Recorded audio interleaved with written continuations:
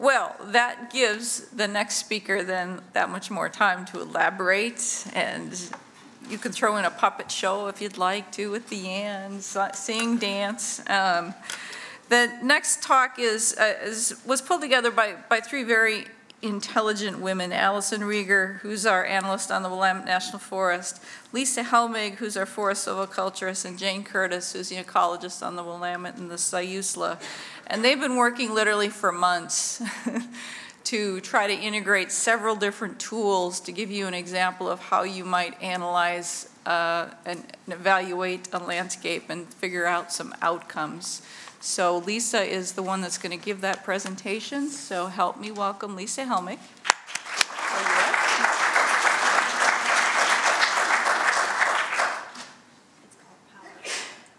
What's that? It's called PowerPoint. Her presentation's called PowerPoint. It's okay. It's actually the only one.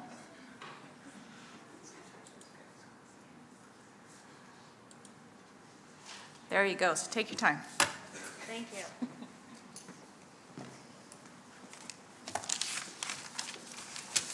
Well, good afternoon. And thank you for having me. And today I'd like to talk about two different models that were used to explore landscape planning alternatives. And like Cheryl said, I got to work on this project with Allison Reger and Jane Kertis. And the location of where this project is the South Fork watershed on the Mackenzie River Ranger District of the Willamette National Forest. So what Brett was just talking about was a portion of this fifth field watershed. And like Johan and Brett, I chased down Jeremy for some great looking maps as well. So the South Fork Mackenzie River watershed contains about 137,000 acres. It also contains Three Sisters Wilderness Area. It contains about 8 sub-watersheds.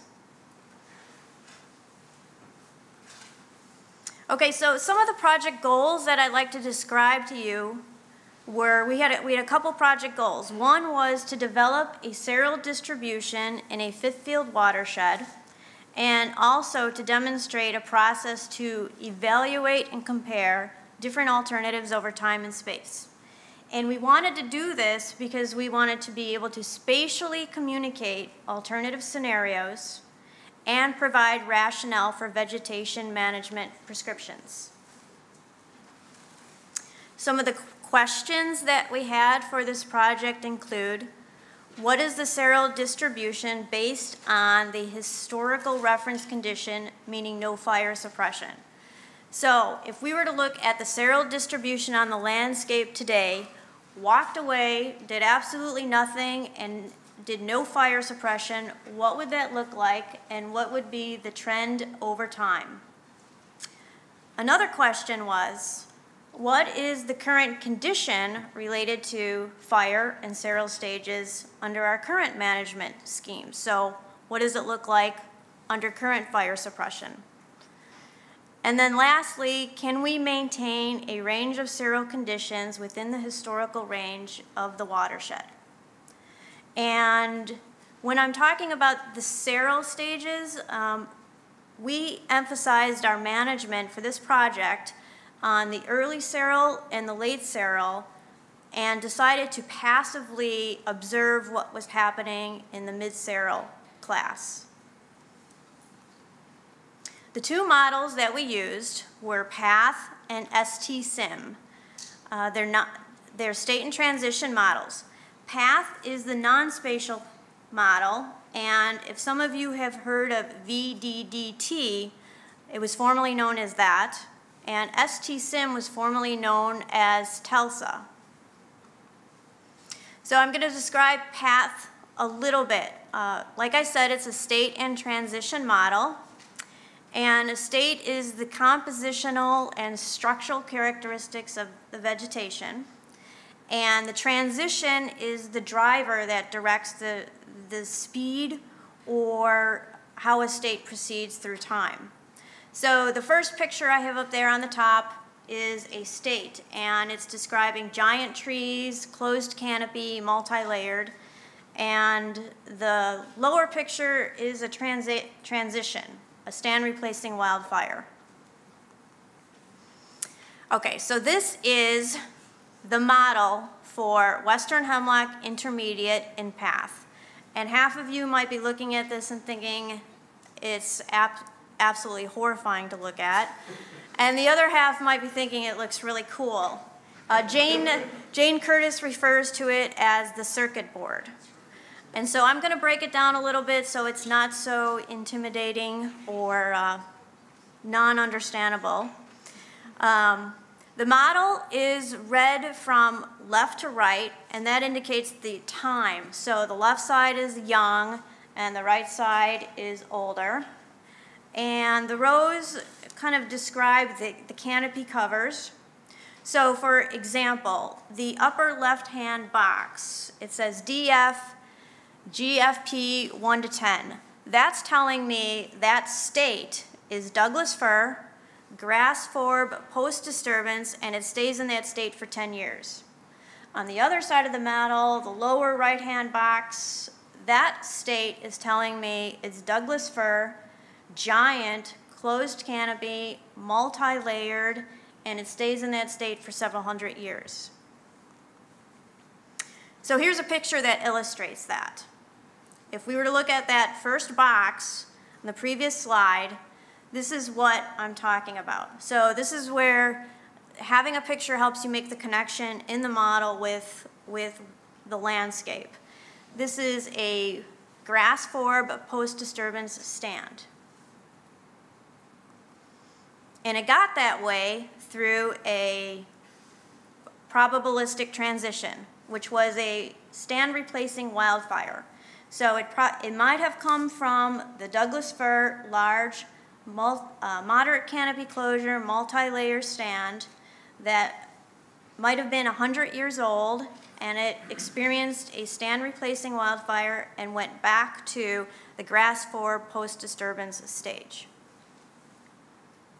And I also want to mention that path includes all of the major vegetation types, all the major vegetation models for Region 6. So if you were to run the model and observe what's happening with some of these transitions, you wouldn't be getting the nice pictures out. You would be getting an output table. And so I just want to demonstrate one line of an output table to kind of show you what the model would be telling you. And I really just want you to key in on that second and fourth column where it says from class to class. It's telling you that this transition is coming from the Douglas fir large, moderate, multi-layered state, and it's going to the grass forb post condition. And the transition type, the next column, is a stand replacing wildfire. So the next model that we used was ST-SIM, and this is the spatial model. It's a simulation model, and it's spatially explicit, which means that the vegetation states within the landscape are captured and incorporated into the model so that you can see the effect of vegetation changes over time. And these two snapshots I have were actually model outputs from this project. This is the north portion of the South Fork watershed, and that white portion up there is the Cougar Reservoir that Brett was just talking about in his presentation. So the blue represents late seral on the landscape. The yellow represents early seral, and the red represents the fire, even though we know that fire doesn't happen in perfect little circles, but that's something that's being worked on right now in ST-SIM. But the point I want to illustrate is when the wildfire happens, the next snapshot from ST-SIM, you can see the imprint of early seral resulting from that wildfire, or it could be a different disturbance. This is just one example.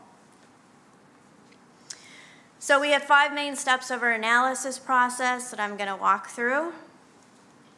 The first was to develop the scenarios. And this goes back to the questions I posed earlier.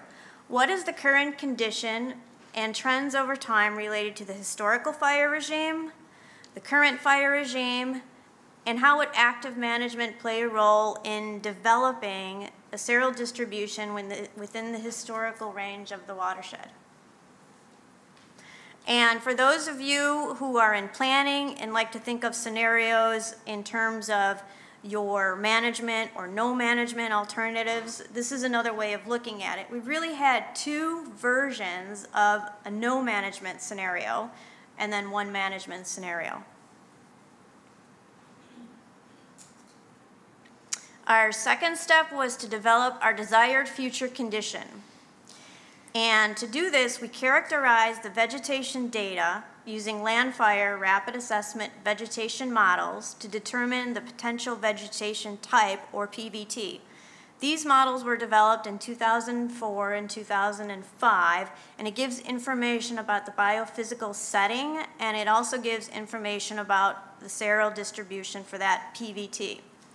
From that, we developed a crosswalk to the path models.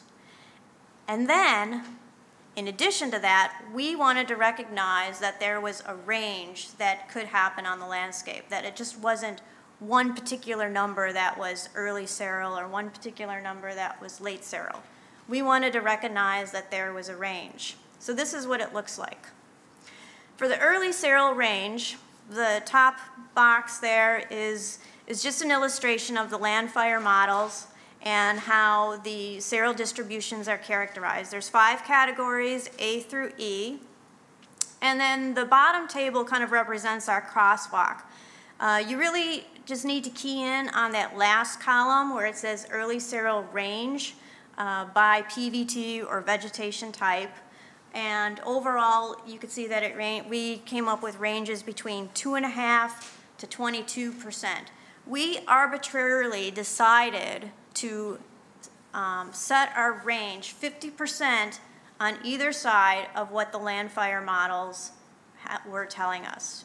And that's something that if you were going to do this, that's something that you could set. It could be based on some local knowledge. It could be based on literature. But for this exercise, we arbitrarily chose 50% on either side.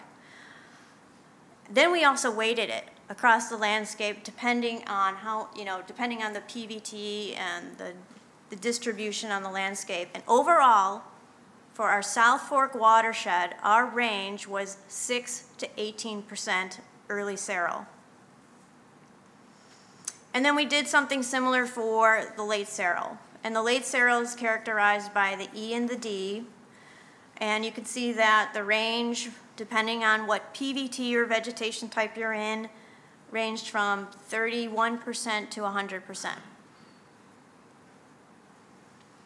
So the next step was to summarize conditions. And so this map illustrates the vegetation, the biophysical environment of the South Fork watershed. We had 5 main categories. The higher elevations were the mountain hemlock going down to the western hemlock intermediate and western hemlock xeric. This is the same map, only with the land allocations on top of it.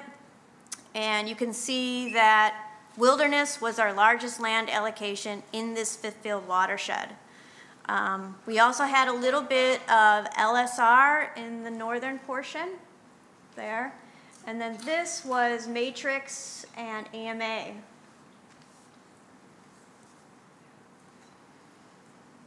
Okay, this is our seral distribution. And you can see it's dominated by blue, which is the late seral. So remember, this was our wilderness allocation, and that is really dominated by late seral conditions. If you remember from Brett's presentation, this was the managed landscape he was kind of showing up close, and you can see that there's a lot of heterogeneity there. Our next step was to set the management scenario. And we actively managed the LSR, the matrix, and the AMA for early and late seral objectives. We developed a crosswalk for candidate and target states from which to create or maintain early or late seral classes. We identified a list of management activities. What would it take to create those conditions? Was it going to be PCT, thinning, fire? And then we developed a rate based on assumptions from observing earlier runs and evaluating what the non-managed landscape would produce. So when I talk about what states currently provide early seral and where can we get states to provide early seral, I'm talking about the target and the candidate. And these are just pictures illustrating what a target state is and what a candidate state is. Our fifth step of the process was to compare results, and we wanted to look at the key differences and key similarities and what level of active management achieved our goal, if it could be achieved at all.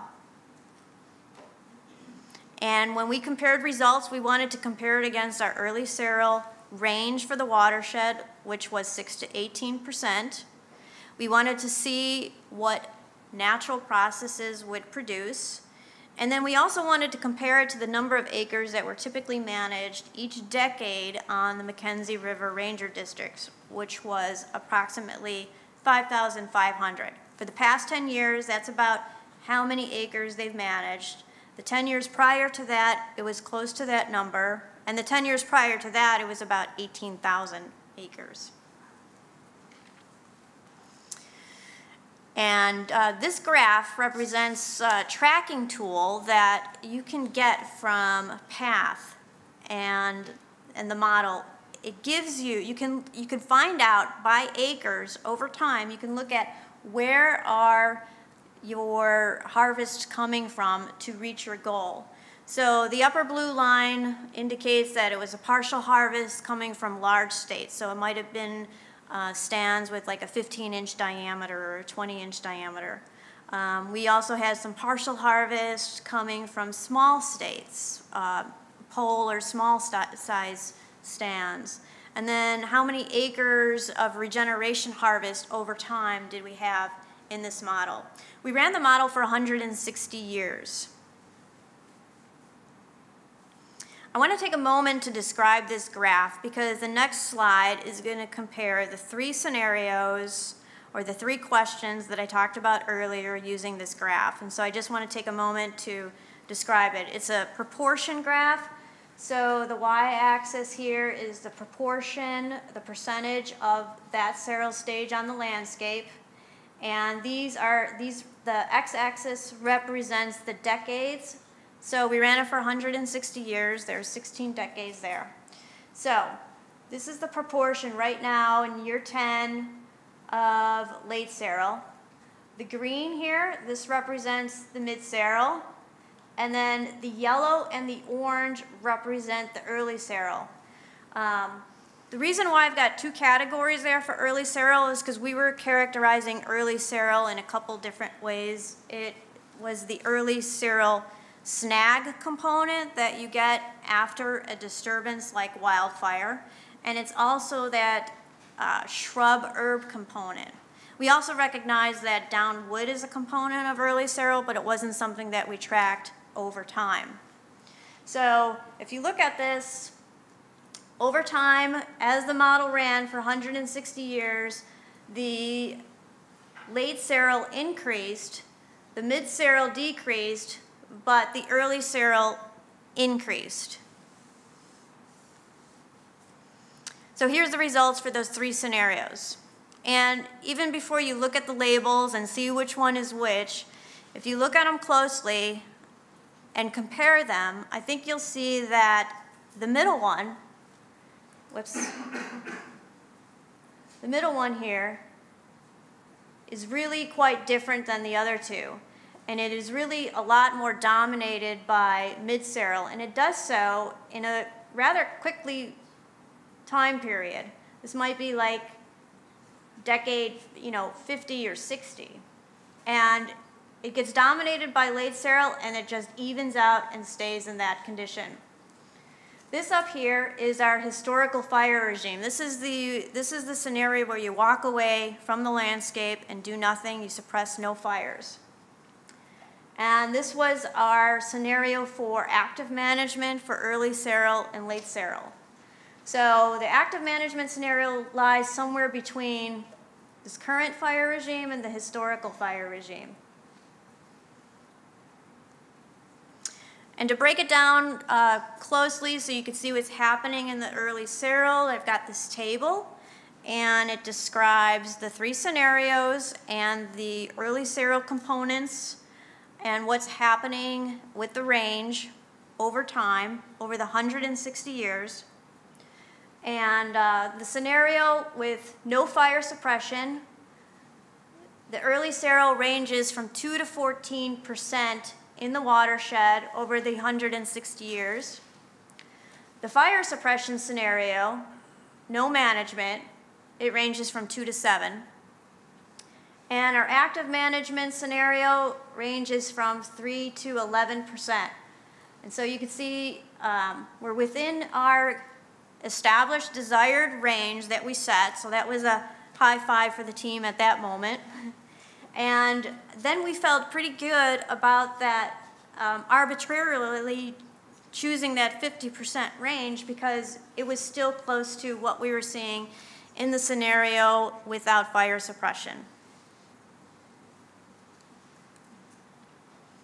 And here's a way to compare the results spatially. And here's some snapshots, again, with the 3 different scenarios. This is year 20. And at this point, you really can't see a large difference between the 3 scenarios. But as we move through time, year 50, the yellow, remember, represents the early seral. So you see here in the wilderness allocation that you've got some wildfires starting and resulting in early seral imprints on the landscape. You can see that the no management fire suppression scenario is becoming a bit bluer, so it's becoming more dominated by late seral. And our active management scenario is somewhere in between. By year 100, I think you could really see the difference with this one. It's much more dominated by blue and late seral across the landscape. And our active management scenario is more similar to the historical condition. So whether you're comparing it spatially or zooming in with a table and looking at really at the component of early seral or looking at the proportion graphs, I think they all validate one another. They're saying the same thing, that our active management was somewhere in between those 2 variations of the no management scenario. And a seral distribution can be maintained over time. So what might the next step be? How do you take this and bring it down to your planning areas, which would probably be a 6th field? So one of the things that you might want to do or think about is taking a look at those snapshots of the spatial distributions over time with your 6th field overlaid on it. And then also bring in your resource interests. Do you have a big game emphasis area where you want to focus creating early seral for forage habitat? Do you have critical habitat for northern spotted owl where you're going to be emphasizing your late seral conditions? But whatever your interests are and whatever you decide you're going to key in on from that range, just put it back into the context of the 5th field. So I think the next step is really up to you. And I hope the take-home message today is there are tools available to analyze the landscape at the 5th field, which can help you put your planning projects into context. And those tools have a spatial component, which can allow you to communicate your story. So I'd be happy to take any questions. Thanks.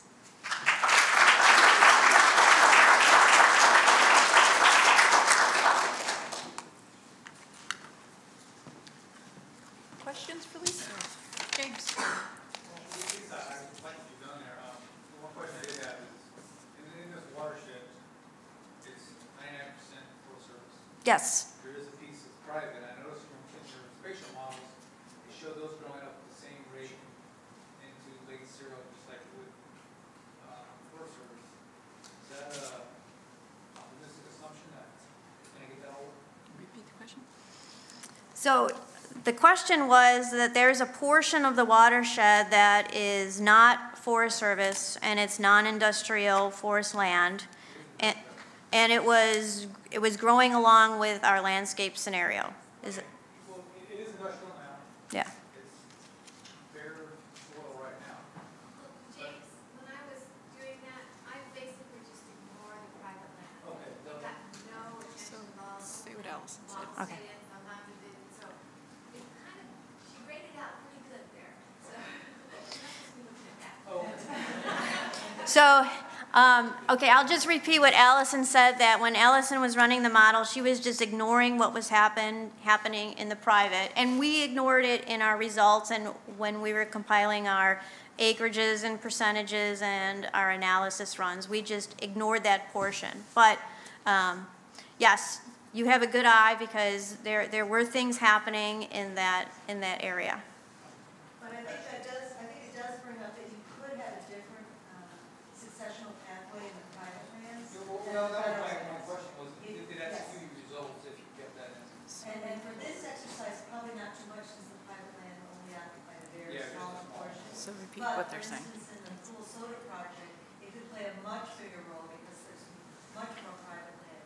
But we could build in a different successional pathway for those lands than for federal lands. The path model and the Tulsa model really allow you to do that. So to repeat what Jane said, that you do have the ability to model what's going on in the private land. And in this project, it probably wouldn't have made a large difference because the ownership is mostly Forest Service. But in the Cool Soda, where it was 60% private and I think it was 40% Forest Service, it would make a huge difference. And there was another question. Notice that you had the two categories of early cereal. There was a shrub and then the snag stage. And I noticed that with the active management scenario, kind of the cleared area was one a pretty small figure, and then the snag area was a larger area. What active management were you assuming for that to produce those snag areas? Or was that just the fire that was going to happen with suppression? The snag was really coming from the fire. Yeah, we were getting the snags from the post disturbance and the fire. And the shrub herb component we were really getting from the regeneration harvests. There was also partial harvest that was being snack credit too. Yeah, okay, thank you. So, yeah, so it wasn't just fire, it was actually you're actively managing creating snag from your larger size classes. So as a matter of fact, probably a much smaller proportion of that snag was from fire. So you're actually actively creating snag You're through management. calling those partial pests, not Exactly. And Cindy. Yeah, I've been looking at the Willamette fifth fields, comparing them, and all of the fifth fields of the Willamette has substantial holdings in. Forest Creek and South Fork Mackenzie stand out as having the highest proportion in old and by far the lowest proportion in young. As certainly a very low percentage is in a high structure early cereal. Now, knowing that those two are outliers for the rest of the Willamette, with that larger context, that larger landscape scale, suggests that you have slightly different priorities for South Fork Mackenzie. I don't know how you repeat that. Cheryl said, I don't know how you repeat that.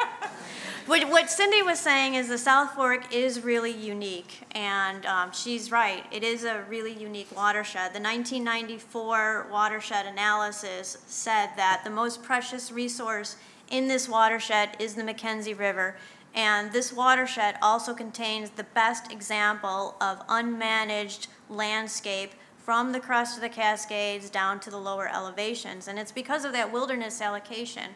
And so Cindy was wondering, does that have implications for an analysis? At a larger scale. If you take a look at the very young end of that, instead of focusing on the wealth values in the oldest stands, look at the real extremely depressed, high quality, high structure early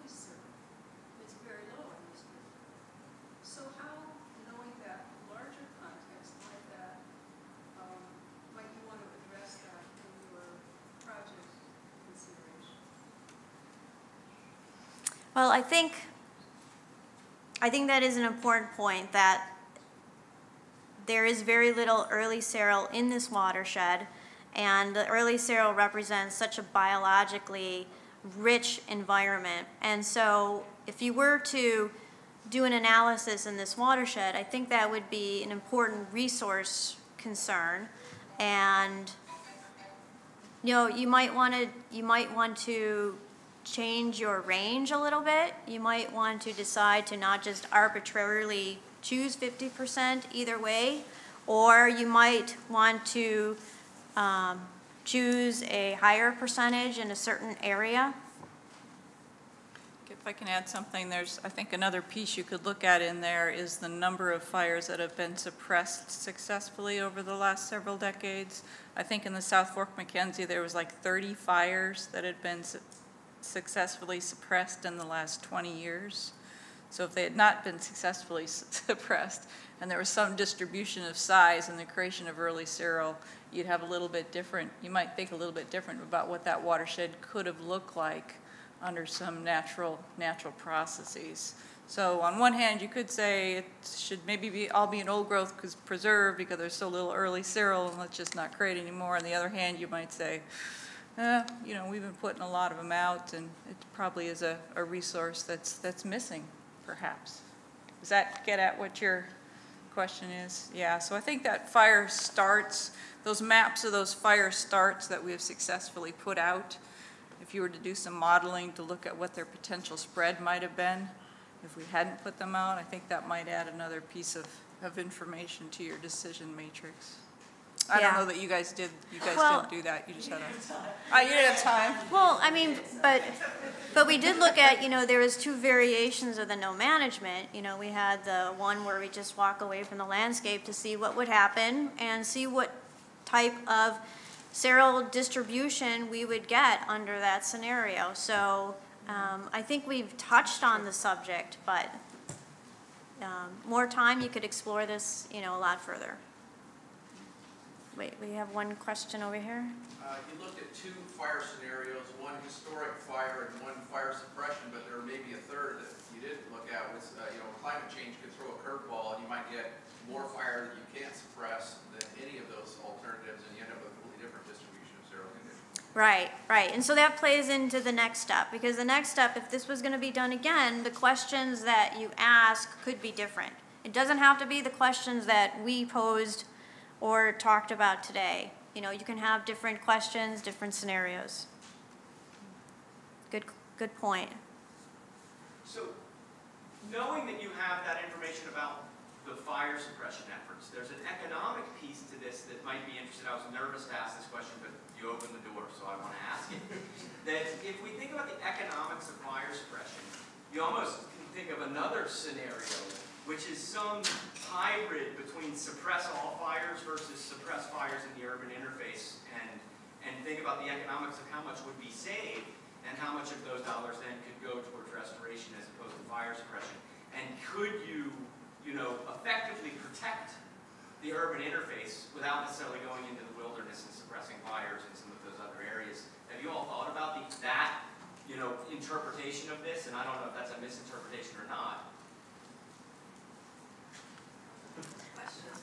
I didn't even go in that direction. I have to admit, I didn't think about that.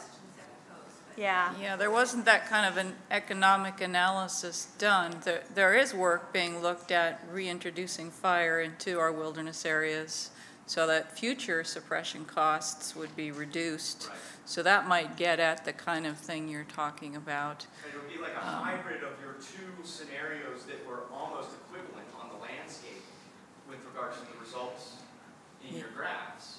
Yeah, it's not a wooey area, it's kind of, it's not really one of the drivers. Make it even easier and less expensive. Go ahead, Jane. Let's also make a point that this exercise is really a demonstration of the process.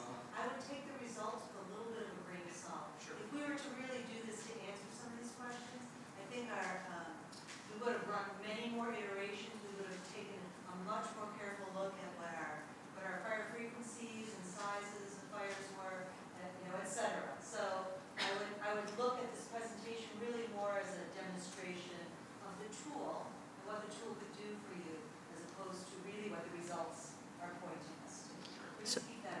So what the bottom line and what Jane just says is it's actually exciting that you think you could ask more questions of these models than for you to just sit back and go, oh, that just generated a bunch of crap. Right.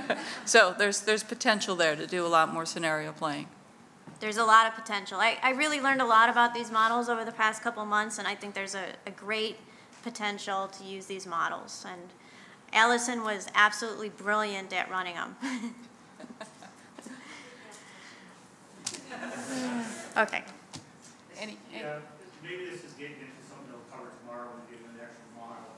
But does the model allow you to model both the probability of the fire and the probability of the size of the fire? Does the model allow you to adjust or calibrate the probability of the fire and the probability of the size? And I'm going to say yes, but I want to hear from Allison too. The answer is yes, but the way the model was structured in the land allocations, we ran into a little bit of a shortcoming in the model, but that will be changed. But yes, you can adjust the size distributions of the fires. It just didn't work in this particular run, but it will. And keep in mind that you'll be able to do that in the spatial portion of this model, which is at ST, and not necessarily in the path, the non-spatial. So we'll talk about that more tomorrow. So the answer was yes. All right, thank you. Thank you, guys. Thank you, Lisa. Great job.